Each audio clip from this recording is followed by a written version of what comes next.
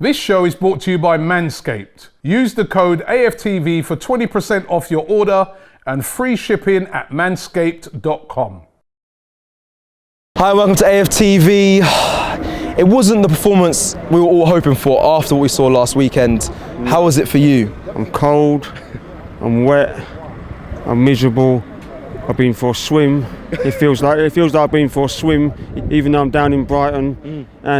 But you haven't got the best of records here. Yeah. Does that affect the players though? You know you're cold, you're wet, and you feel like going for a swim. Do you feel like that affected the performance as well? I don't want to speak about that. That's just nonsense. I don't want to speak about anything to do with that because it's the same. It's the same for two teams. Yep. It's the same for the two teams.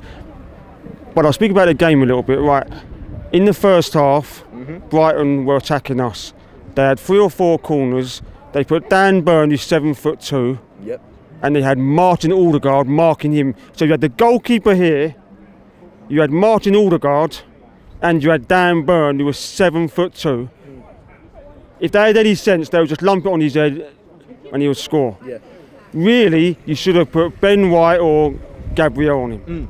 Now, what I was seeing is that happened 3 or 4 times, and with VAR it's risky because you know Martin Aldergaard, he can't head the ball full stop. I've never seen him really head the ball, and he had his arms round him like this at two occasions I saw. It could have been more, but there is so much going on in the area, and then they've got 3 or 4 other players because what happens is they had a small player and a big player shielding him. So you had Ben White who was trying to catch the bloke at the back, but you had Gabriel should have marked him, and there is a big difference between. Gabriel is always on his toes. Yeah. He's always on his toes. He's never standing still. Whereas Ben White's always stood up still. Gabriel's always expecting something. Gabriel's never straight. He's never standing up straight. He's always on his toes, waiting for the movement, waiting for him to come in, waiting to make that tackle. And that is a proper defender to me. That's a proper defender because you can't go in against Chelsea. You can't go in against Man City. Well, I'm not saying we're going to win those games or lose those games, but look, you can't go and vote your best defender against those teams. You ask any team to go out without their best defender. You look at Liverpool last year, Van Dijk. Yep.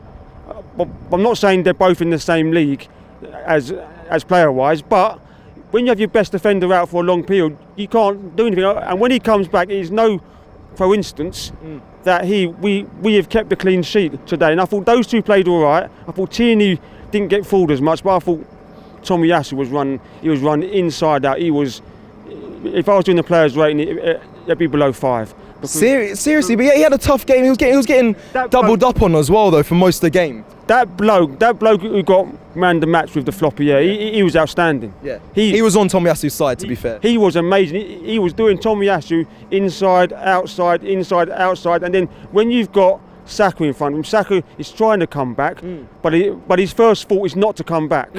His first thought's not to come back. His first thought is to get the ball and attack. And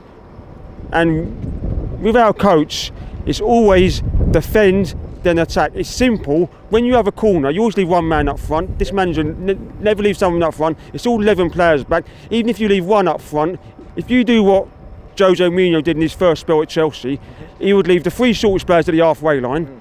Then automatically the other team have to put 4 back because you always want one more back. Yeah. You always want one more back than their forward. So it's always his first thought is defend. Whereas we needed our defence sorting out.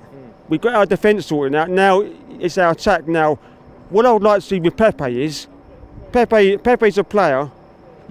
You've always got to have one player in the team. With Pepe, you don't overcoach. Pepe scored. Would you say Pepe was better than Saka last season? People would say no. No. But Pepe scored double, nearly treble the amount of goals that Saka scored. That's where stats can be misconceiving. So the point I'm trying to get at is, give Pepe the ball, tell Pepe, you've got that free role in the team, go out and win us the game. Because what he's being told is track back, do the dog work, get in, get behind, tackle, make a tackle. We need to tell players like that. He's got the skill. He can win you a game by himself. He can cut in, shoot, and he's got the pace where he can beat a man. So what I would like to say, I'd like to see Pepe start in the next game against Palace, especially Palace at home. Palace at home. Palace aren't the best going forward. They've got Benteke, he couldn't hit a barn door. But what I'm saying is they haven't got a very good attack. They've got one player who we can watch. What I'm saying is, in the next game at home, in games like that at home, you say to Pepe, this is your time to shine. You've got a free roll, because I'm always concerned with when we get that ball forward, whether it's Nketiah, Lacazette or Aubameyang. I'm of the old school. I like to have two up front. Two up front because you've got two up there. When you're playing one up there, it's very hard because you've got to bring players in play. So what I want to see is, I want to see Pepe with the free roll in the next few games, and don't tell him to do this and do that. And I think a point. This is how far Arsenal have fallen. For me, a point is disappointing for me. Any time we lose any games, this point. But when I come to Brighton, I want to win. And I'm not saying I expect to win. I'm disappointed. I was speaking to fans after the game, and fans have said it. Oh, a point. I'm pleased with a point. I want a challenge for it, and we've seen our first team. And I'll finish up by saying, with Mikel Arteta, I want to give him till Christmas with his team. I didn't want him in the first place. If he's sacked now, I'm not really too fussed. But I say back him to Christmas with his players, because you've seen with his players he started to win games. Get all the other players out and that don't want to be there and didn't want to do it. And what I'm saying is, stick with him. When he has his team, if he fucks up with his team, sorry, excuse my French, but if he with his team, that's not me. I'm a polite boy. But what I'm saying is, we should really give him a chance. But thank you very much. Thank you.